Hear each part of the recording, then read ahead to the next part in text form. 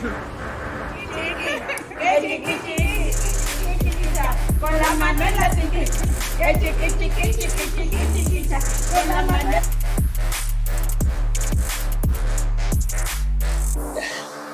If I enjoy the journey, I be myself. Just jump off the porch. Just do it. Like when it comes to traveling, a lot of folks, to me, from what I heard, that's a lot of folks' regrets. You know, personally, me having immigrant parents and seeing that when they have vacation, the only thing they can do is go back to their countries. I was like, when I got the opportunity, I took it as a blessing. I said, I gotta just do it as hard as I can. So I think anybody who's in a situation where they say they just want to see what's out there, just do it. You can always turn back. You know, you put yourself in the storage, you can always go back if you want to. But chances are you're probably not gonna want to. Once you find your groove, you're not gonna want to. That's why it goes hand in hand with be yourself.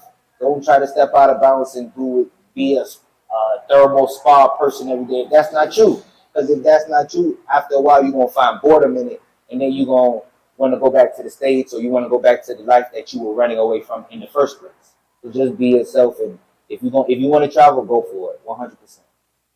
All right, best fried chicken ever, Korea. Korea, hands down, best fried chicken outside of the United States, in my opinion. Second, Guatemala. When it comes to Guatemala, it's going to humble you. That's the most humbling experience I ever had. I woke up one morning and quit smoking cigarettes and quit drinking energy drink just off the energy. To me, it's just magic. Oaxaca, you go to Oaxaca, try a tlayuda. Chapulines look crazy, but just try them, because that's the story you'll have and nobody else will be able to have it. Pulque looks insane, but you gotta try it because nobody else is gonna be able to tell that story the way that you can tell that story. And just love the journey. Don't get frustrated by it. Don't let it beat you up. There's gonna be some days that's not the greatest. There's gonna be some days where you hear some bad energy from wherever you're coming from. But just keep going. Keep going until you find yourself that you're tired of it. Don't let any outside influence steal your energy, because there's energy thieves everywhere.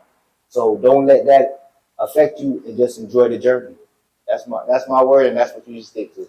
All right. The one thing that we learned is that in 2020 taught us anything is that life is short, you know. And if that day comes when that person come ring your bell, what you gonna say you content with? Are you content with having your job and doing what you're doing and living the life that you currently living? If that's what you're content with, then that's you. Personally, I had to ask myself, hey, if I never was able to do this, would I be content with my life? And the answer was no. So I went ahead and jumped off the porch and did what I had to do. I think that not everybody's going to understand what's in your mind, and to some people it might be wrong.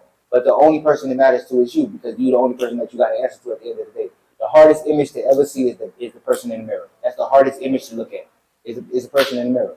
So when you really reflect, you got to do what you got to do for you. Don't do it for nobody else. Don't listen to the outside influence, because they're going to tell you all kinds of stuff. People that never been through nothing going to tell you what to do about something. That ain't the way to do it. If it makes sense to you, then it makes sense to you. And that's it.